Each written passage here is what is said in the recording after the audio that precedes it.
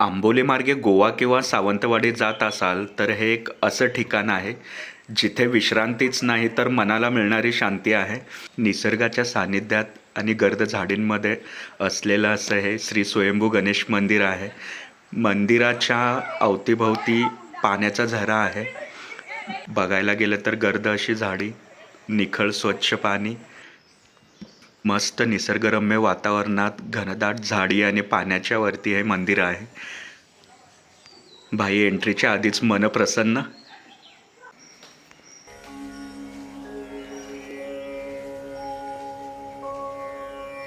Omkar